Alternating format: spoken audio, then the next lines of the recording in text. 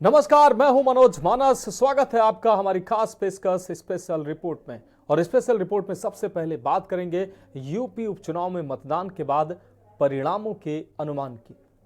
यही कि किसके हाथ बाजी आएगी और किसे मायूस होना पड़ सकता है। वहीं बात अडानी ग्रुप को अमेरिका से मिले बड़े झटके की करेंगे। अडानी समूह पर सोलर एनर्जी कॉन्ट्रैक्ट के नाम पर यूएस में निवेशकों के साथ धोखाधड़ी का आरोप है।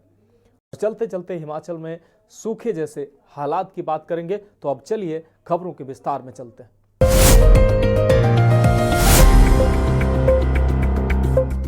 तो स्पेशल रिपोर्ट में अब पहली रिपोर्ट की बात करते हैं। यूपी की 9 सीटों पर उपचुनाव खत्म हो गए हैं। इन चुनाव में लोकसभा की तरह ही एक बार फिर से बसपा गायब दिखी। दरअसल मुख्य मुकाबला भाजपा और सपा के बीच हो गया। आपको बता दें कि उपचुनाव में कांग्रेस ने अपने प्रत्याशी नहीं उतारे थे। ये खास रिपोर्ट देखिए। यूपी उपचुनाव में किसके हाथ बाजी, बीजेपी सपा में मुख्य मुकाबला, दलित वोट बनेंगे निर्णायक। सभी जगह लड़ाई से बाहर दिखी बसपा।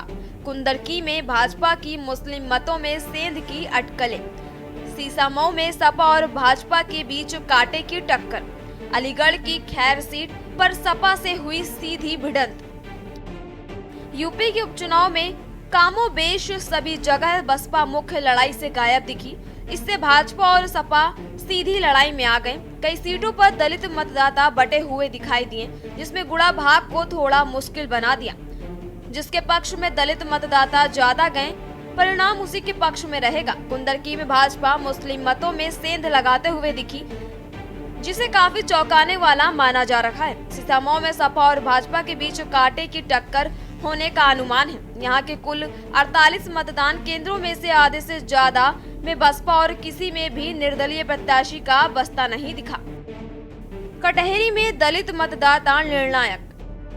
कटहरी उपचुनाव में मतदान से पहले की स्थिति कुछ और थी। तब मुकाबला त्रिकोणीय माना जा रहा था। संभावना थी कि बसपा प्रत्याशी अपने सजातीय मतों में सेंधमारी कर सपा को तगड़ी चोट देंगे, लेकिन मतदान के दौरान ऐसा प्रतीत नहीं हुआ।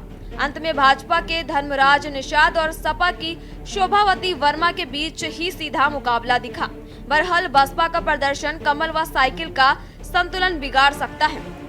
राजनीतिक जानकारों के अनुसार बसपा ने अपने पारंपरिक वोटों के साथ ही जातिगत समीकरण को साधा तो सपा का गणित बिगड़ सकता है।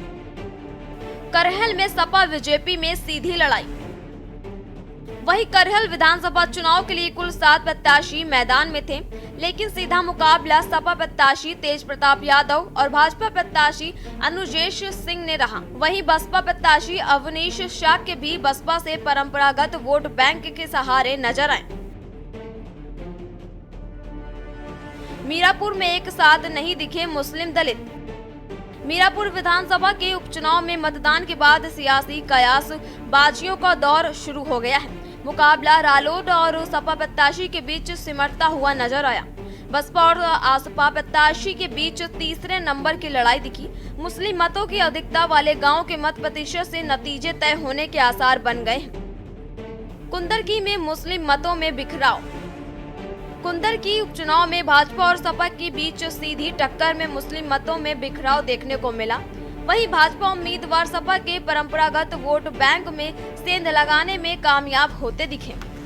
मुस्लिम इलाकों में भी वोटर भाजपा के साथ जाते दिखे। वहीं कई गांवों में मुस्लिम मतदाता आजाद समाज पार्टी यानी आसपा और AIMIM के साथ गए। बता दें कि कुंदर के उपचुनाव में 12 उम्मीदवार मैदान में थे। इसमें भाजपा, सपा, बसपा, आजाद समाजवादी पार्टी, AIMIM समेत निर्दलीय प्रत्याशी शामिल हैं। करीब 65% मुस्लिम मतदाताओं वाली कुंदर के विधानसभा सीट पर भाजपा प्रत्याशी को छोड़कर सभी उम्मीदवार मुस्लिम हैं। ऐसी स्थिति सभी प्रत्याशियों की नजर सपा के मुस्लिम मतदाताओं पर रही। अपनी छवि के विपरीत भाजपा कई इलाकों में सपा के वोट बैंक में सेंध लगाती दिखी। सीसामऊ में सपा भाजपा में कांटे का मुकाबला। सीसामऊ चुनाव में सपा भाजपा में कांटे का मुकाबला रहा। सुबह 7 बजे से ही मतदाताओं का निकलना शुरू हो गया। पुलिस के लगाए गए बैरियर को लेकर सुबह से ही विरोध हो रहा था। ग्वालटोली क्षेत्र के मकबरा में चारों तरफ बैरिकेडिंग लगाकर रास्ता रोके जाने से नाराज क्षेत्र के लोगों ने पुलिस पर मतदाताओं को मतदान से रोकने का आरोप लगाकर हंगामा भी किया। फूलपुर में कहीं सपा तो कहीं भाजपा भारी। फूलपुर विधानसभा उपचुनाव में 12 प्रत्याशी अपनी किस्मत आजमा रहे हैं, लेकिन मुख्य मुकाबला भाजपा सपा के बीच है। कुछ इलाकों में सपा भारी दिखाई दी तो कुछ में भाजपा। दलित वोटरों ने किसके पक्ष में मतदान किया, इस पर परिणाम तय होगा। उधर अलीगढ़ की खैर सीट पर भी सपा और भाजपा प्रत्याशी के बीच सीधी टक्कर देखी गई। स्पेशल डेस्क के न्यूज इंडिया। तो स्पेशल रिपोर्ट में एक ब्रेक का वक्त है, जल्द हाजिर होंगे।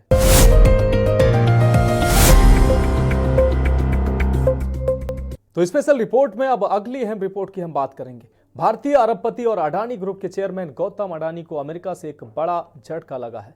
पोर्ट से लेकर हवाई अड्डों और घर की रसोई से लेकर एनर्जी सेक्टर तक बड़े साम्राज्य वाले अडानी पर यूएस में निवेशकों के साथ धोखाधड़ी करने और एक सोलर एनर्जी कॉन्ट्रैक्ट हासिल करने के लिए भारतीय अधिकारियों को हजारों करोड़ रुपए रिश्वत देने का आरोप लगाया गया है। क्या है पूरा मामला, इस रिपोर्ट में देखिए। क्या है अडानी पर लगे आरोप? कथित तौर पर यूएस में उनकी company Adani green energy limited को सोलर एनर्जी प्रोजेक्ट से जुड़ा कॉन्ट्रैक्ट दिलाने के लिए $265 मिलियन करीब 2236 करोड़ रुपए की रिश्वत देने और इसे अमेरिकी बैंकों और इन्वेस्टर्स से छुपाने का आरोप लगाया गया है। अमेरिकी अभियोजकों ने दावा किया है कि कंपनी के अन्य सीनियर ऑफिशियल्स ने कॉन्ट्रैक्ट पाने के लिए भारतीय अधिकारियों को ये पेमेंट करने पर सहमति जताई थी। न्यूयॉर्क टाइम्स की रिपोर्ट के मुताबिक अडानी ग्रीन एनर्जी ने झूठे बयानों के आधार पर गुमराह किया और 2021 में बॉन्ड की पेशकश के साथ अमेरिका समेत अन्य इंटरनेशनल इन्वेस्टर्स और अमेरिकी बैंकों से पैसे जुटाए। भारतीय अरबपति गौतम अडानी हिंडनबर्ग के प्रकोप से उभरे ही थे कि अब अमेरिका से उन्हें जो ताजा झटका लगा है उससे भारत में सियासी विवाद छिड़ गया है। जैसे कि अमेरिका में उन पर अपनी कंपनी को एक सोलर प्रोजेक्ट दिलाने के लिए हेरफेर के गंभीर आरोप लगाए गए हैं, उससे अडानी के बहाने पीएम मोदी भी निशाने पर आ गए हैं।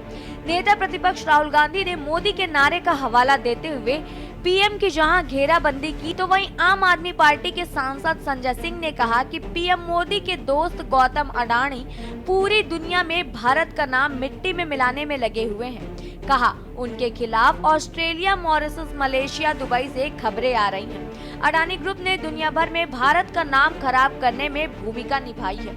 बीजेपी और पीएम मोदी पहले से ही देश को अडानी को नीलामी कर रहे हैं, लेकिन जब पीएम मोदी विदेश जाते हैं तो भी वो उन्हें बिजनेस दिलाने में लगे रहते हैं। भारत के प्रधानमंत्री को सामने आना चाहिए और इस पर बोलना चाहिए। जब सेबी का मामला सामने आया था, हिंडनबर्ग रिपोर्ट थी, तो पीएम मोदी सभी पर चुप थे। वहीं शिवसेना उद्धव गुट सांसद संजय राउत ने कहा कि बिजनेसमैन गौतम अडानी पर अमेरिकी निवेशकों को धोखा देने का आरोप लगाया जाना देश के लिए शर्म की बात है। हम इस मुद्दे को उठा रहे हैं। मेरी जिम्मेदारी है एज एलओपी इस मुद्दे को उठाना। प्रधानमंत्री जी 100% इस व्यक्ति की प्रोटेक्शन कर रहे हैं और इस व्यक्ति ने हिंदुस्तान के एसेट्स लिए हैं, भ्रष्टाचार करके एसेट्स लिए हैं। ये व्यक्ति बीजेपी को पूरा समर्थन करते हैं, पूरा सपोर्ट देते हैं। ये एस्टैब्लिश चीजें हैं। हम दोहराते जाएंगे। जेपीसी की मांग हमारी है, बट हम चाहते हैं कि अडानी जी को एकदम अरेस्ट किया जाए। और हम जानते हैं और हम देश को दिखाना चाहते हैं कि अडानी जी की अरेस्ट नहीं होगी, और इसलिए नहीं होगी क्योंकि हिंदुस्तान के प्रधानमंत्री अडानी जी के पीछे खड़े हुए हैं और उनके प्रोटेक्टर हैं। देखिए, बार बार हम लोग ये कहते रहे हैं कि प्रधानमंत्री जी के मित्र गौतम अडानी पूरे दुनिया में भारत का नाम मिट्टी में मिलाने में लगे हुए हैं। कभी ऑस्ट्रेलिया से उनके खिलाफ खबरें आती हैं, कभी मॉरिशस से उनके खिलाफ खबरें आती हैं, कभी मलेशिया से उनके खिलाफ खबरें आती हैं, कभी दुबई से उनके खिलाफ खबरें आती हैं। पूरे दुनिया में अडानी ग्रुप ने भारत का नाम मिट्टी में मिलाने में अपनी भूमिका निभाई है। और इसमें मुझे अफसोस के साथ कहना पड़ रहा है कि भारतीय जनता पार्टी और देश की सरकार आदरणीय नरेंद्र मोदी जी, पूरा देश तो उनके नाम नीलाम कर ही रहे हैं, बाहर भी जाते हैं तो उन्हीं के लिए धंधा दिलाने के बारे में सोचते हैं, उनकी चिंता उसी के बारे में होती है। भारत के प्रधानमंत्री को सामने आकर इसका जवाब देना चाहिए। सेबी का मामला खुलता है अडानी के खिलाफ, प्रधानमंत्री चुप रहते हैं। हिंडनबर्ग का मामला खुलता है, प्रधानमंत्री चुप रहते हैं। और अब तो उनके बहुत ही प्यारे दोस्त ट्रंप की सरकार है अमेरिका में, उस सरकार में भी अडानी के खिलाफ यह मामला सामने आया है। प्रधानमंत्री को सामने आके बताना चाहिए। आपने एक ऐसी कंपनी को प्रमोट किया, एक ऐसी कंपनी को बढ़ावा दिया जो पूरी दुनिया में भारत का नाम मिट्टी में मिला रहा है। तो मैं समझता हूं कि अडानी के खिलाफ जितने भी मामले अब तक के पेंडिंग हैं, सबकी जांच सुप्रीम कोर्ट की मॉनिटरिंग में एक जांच एजेंसी के द्वारा कराई जानी चाहिए। और जो भी भ्रष्टाचार उन्होंने कर रखा है देश के अंदर और देश के बाहर, उसका सच देश के सामने आना चाहिए और उनके खिलाफ कार्रवाई होनी चाहिए। अडानी पर जो मामला हुआ है अमेरिका में और ट्रंप प्रशासन ने उसका अरेस्ट वारंट उनको अरेस्ट करने के लिए वारंट निकाला है। ये देश के लिए, मोदी जी के लिए, पूरे बीजेपी के लिए शर्म की बात है। अडानी की वजह से मोदी जी ने इस देश को एक धब्बा लगाया है। आपको बताना चाहता हूं, हिंडनबर्ग वगैरह लोगों का जो चल रहा था ना, उनको क्लीन चिट देने वाले लोग हैं। इसलिए तो महाराष्ट्र में जो लड़ाई हुई चुनाव की कि हम महाराष्ट्र को अडानी राष्ट्र नहीं बनाना चाहते हैं, सब कुछ खरीद लेंगे, सब कुछ बेच देंगे। महाराष्ट्र में धारावी से लेकर एयरपोर्ट तक सब कुछ अडानी को बेच दिया। कैसे बेच दिया? क्योंकि चुनाव में 2000 करोड़ से ज्यादा पैसा अडानी का यहाँ आया है। देवेंद्र फडणवीस, एकनाथ शिंदे, अजित पवार, प्रधानमंत्री मोदी जी, गृह मंत्री अमित शाह जी, 2000 करोड़ से भी ज्यादा पैसा इस चुनाव में खर्चा हुआ है। वो पूरा पैसा अडानी का है। ये करप्शन है, ये ब्राइब है। और इस प्रकार की ब्राइब के लिए ही ट्रंप प्रशासन ने गौतम अडानी के खिलाफ अरेस्ट वारंट जारी किया है। यह हमारे लिए, देश के लिए शर्म की बात है। ऐसे व्यक्ति के हाथ में देश का पूरा उद्योग मोदी जी दे रहे हैं, पूरी अर्थव्यवस्था मोदी जी दे रहे हैं।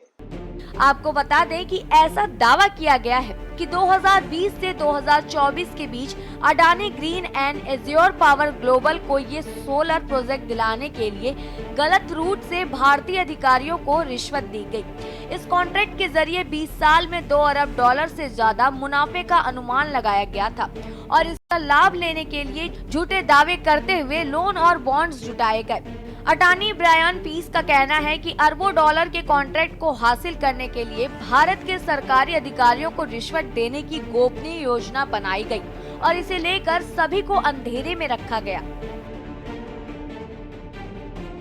जांच के घेरे में कौन कौन? अमेरिका में security and exchange commission SEC ने कसा सिकंजा।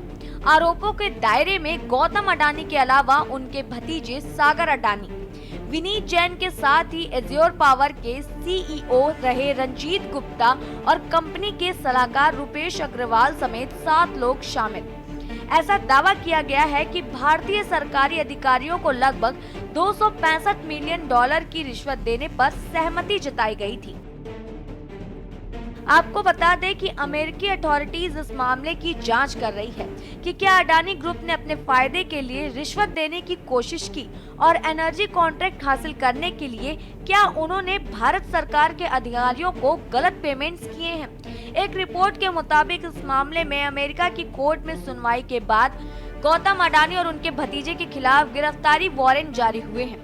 वहीं अदालत के दस्तावेजों में खुलासा हुआ है कि रिश्वत योजना के दौरान अडानी को न्यूमेरो यूनो और द बिग मैन जैसे कोड नामों से संदर्भित किया गया था। साथ ही उनके भतीजे सागर अडानी पर रिश्वत से संबंधित जानकारी को सेल फोन पर ट्रैक करने का आरोप है। अमेरिकी प्रतिभूति और विनिमय आयोग ने अडानी ग्रीन एनर्जी और एज्योर पावर पर भी नागरिक मामले दर्ज किए। इन कंपनियों ने कथित तौर पर अमेरिकी निवेशकों से 175 मिलियन डॉलर से अधिक जुटाए।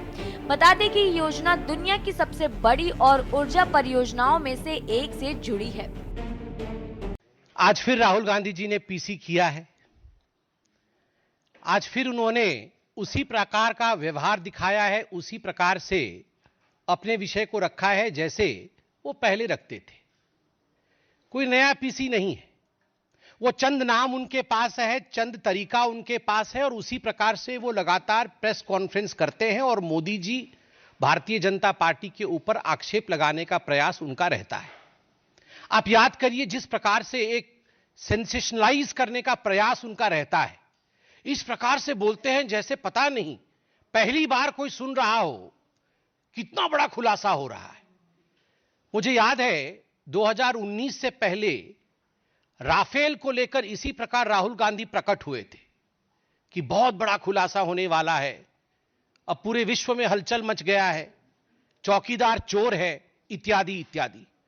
कोविड के समय में भी इसी प्रकार से प्रेस कॉन्फ्रेंस वैक्सीन को लेकर राहुल गांधी करते थे, मगर बाद में सुप्रीम कोर्ट में जाकर कान पकड़ करके माफी मांगनी पड़ती थी और माफीनामा भी लिख कर दिया है कि सॉरी मी लॉर्ड, मुझसे गलती हुई है। ये अब इतना गंभीर हो गया है ना कि अपने देश की संस्थाएं, देश के आला लोग, रसूखदार लोग कितनों पर्दा डालेंगे, ये और दिन प्रतिदिन और कल ही सामने आएगी। ये भारत की प्रतिष्ठा का भी सवाल है और यही बात जब विपक्ष के लोग सदन में उठाने की कोशिश करते हैं तो ये कहा जाता है कि मतलब हमारे बीजेपी के साथी अडानी जी के स्पोक्स पर्सन बनकर खड़े हो जाते हैं। उनके लिए भी चिंता का विषय है। कैपिटलिज्म से विरोध नहीं है, ये जो क्रोनी कैपिटलिज्म का कुरूप चेहरा है, इससे हमारी साख पे बट्टा लग रहा, हमारी पहचान, यहाँ की जो हमारी फाइनेंशियल इंस्टीट्यूशन है मॉनिटरिंग की, वो क्लीन चिट देती रही है। तो ये सारे सवाल फिर से उठेंगे और जो सबसे बड़े रसूखदार हैं देश में, उनको भी तय करना होगा कि उनके साथ अडानी के नाम के साथ उनका एसोसिएशन उनके हक में भी अच्छा नहीं। अमेरिकी अभियोजकों के मुताबिक गौतम अडानी की कंपनी ने राज्य के स्वामित्व वाली solar energy corporation of India SECI को 12 गीगावाट सोलर एनर्जी देने के लिए कॉन्ट्रैक्ट हासिल किया। हालांकि SECI को सौर ऊर्जा खरीदने के लिए भारत में खरीदार नहीं मिल पा रहे थे और बायर्स के बिना सौदा आगे नहीं बढ़ सकता था। ऐसे में अडानी ग्रीन एनर्जी और एज्योर पावर ने सरकारी अधिकारियों को रिश्वत देने की योजना बनाई। रिपोर्ट की माने तो इसका एक बड़ा हिस्सा आंध्र प्रदेश के अधिकारियों को दिया गया। अमेरिकी अभियोजकों ने ये भी कहा इस पूरे हेरफेर में अपनी संलिप्तता को छिपाने के लिए कोड नेम का इस्तेमाल किया गया था। उदाहरण के लिए गौतम अडानी को न्यूमेरो यूनो या द बिग मैन कहा जाता था। इस मामले से जुड़ा पूरा कम्युनिकेशन एन्क्रिप्टेड मैसेजिंग के जरिए किया गया था।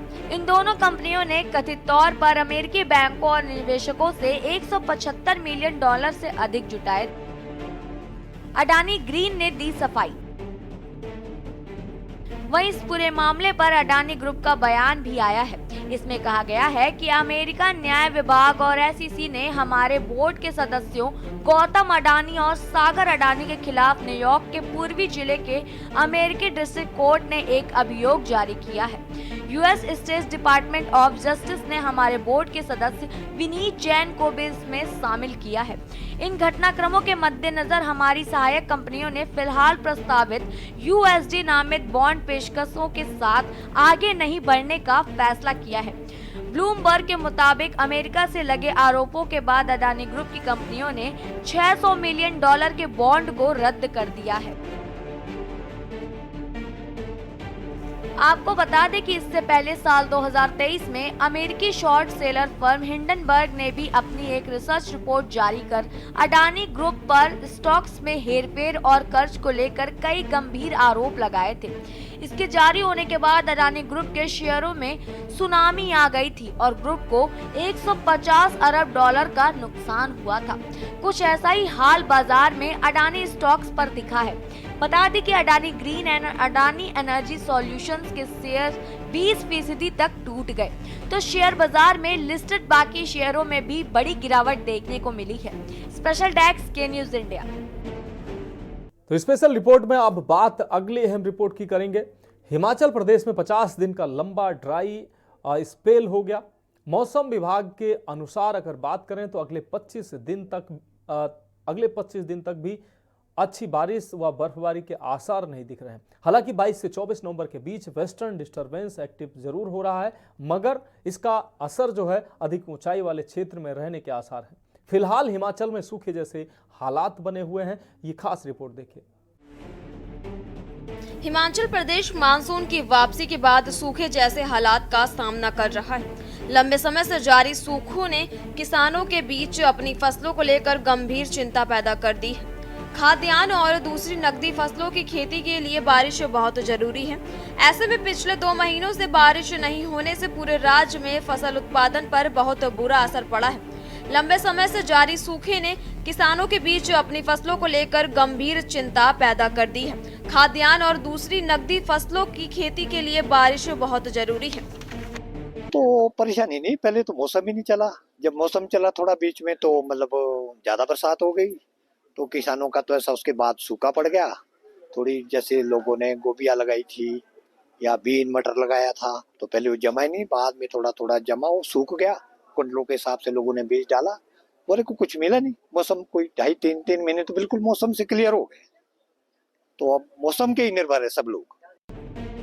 वहीं सूबे के अधिकारियों के मुताबिक हिमाचल प्रदेश में लगभग 80% खेती बारिश पर निर्भर है और सिर्फ 20% जमीन पर ही सिंचाई सुविधाएं मौजूद हैं। खुश्क हालात की वजह से बहुत कम संख्या में सिर्फ उन्हीं खेती में बुनाई हो पाई जहां सिंचाई की सुविधा मौजूद है। निराश किसानों का कहना है कि मानसून सीजन के दौरान बहुत ज्यादा बारिश होने की वजह से फसलों को नुकसान हुआ। वहीं इस वक्त बारिश की कमी से फसलें सूख रही हैं। वहीं किसान सरकार के खुश्क इलाकों में सिंचाई सुविधाओं में सुधार करने की अपील कर रही हैं ताकि आगे और ज्यादा नुकसान को रोका जा सके।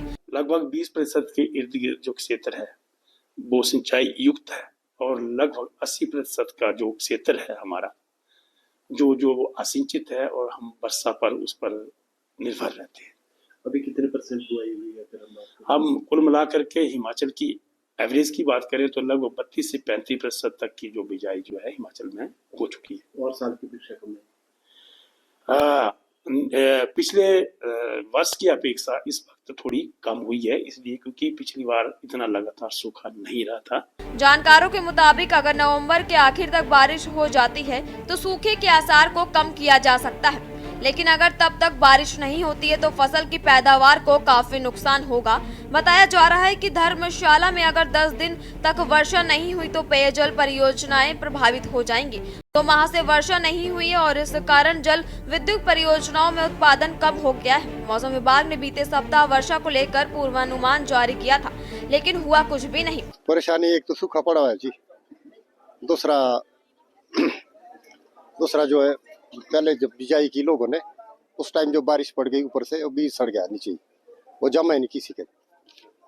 जो कुछ जमा था वो खराब हो गया सूखे में। सूखे से बहुत नुकसान है। सूखे से नुकसान ही हो गया, 0 रिपोर्ट है। बारिश का इंतजार है। क्या सिंचाई का कोई साधन नहीं? कोई साधन नहीं। मौसम इस बारी बहुत ये हुआ है। पहले तो बरसाती बहुत चली, उसके बाद एकदम सूखा पड़ गया तो जिस टाइम फसल लगी हुई थी वो भी सड़ गई। उसके बाद जो सूखे पड़ने के कारण सरकार से तो यही डिमांड है कि सिंचाई का साधन तो होना चाहिए। वैसे किसान के लिए तो बड़ी दिक्कत है। वैसे बता दें कि बारिश नहीं होने के कारण किसान रबी फसलों की बुनाई नहीं कर पा रहे हैं। गेहूं समेत अन्य नकदी फसलों की बुवाई के लिए राज्य के अधिकतर किसान बारिश पर निर्भर रहते हैं। अगर अगले 10 से 15 दिनों में बारिश नहीं होती है तो इनकी फसलों के उत्पादन पर असर पड़ सकता है। बारिश नहीं होने से किसानों और बागवानों की चिंताएं बढ़ जाती हैं। वहीं मौसम विभाग ने पश्चिमी विक्षोभ सक्रिय होने से 23 से 27 नवंबर तक प्रदेश के ऊंचे क्षेत्रों में कुछ स्थानों पर हिमपात और वर्षा की संभावना जताई है। इससे सूखे से राहत मिलने की उम्मीद है। पहले 22 नवंबर से पश्चिमी विक्षोभ सक्रिय होने की संभावना जताई गई थी। मौसम विभाग ने 22 नवंबर तक मंडी, बिलासपुर व ऊना में कोहरा पड़ने की चेतावनी दी है। इससे रेल व सड़क यातायात पर प्रभाव पड़ सकता है। बता दें कि इन दिनों शिमला से अधिक ठंड सुबह और शाम मैदानी क्षेत्रों में पड़ रही है। स्पेशल डेस्क के न्यूज इंडिया। तो स्पेशल रिपोर्ट में आज के लिए मेरे साथ इतना ही। मुझे दीजिए इजाजत और आप देखते रहिए के न्यूज इंडिया।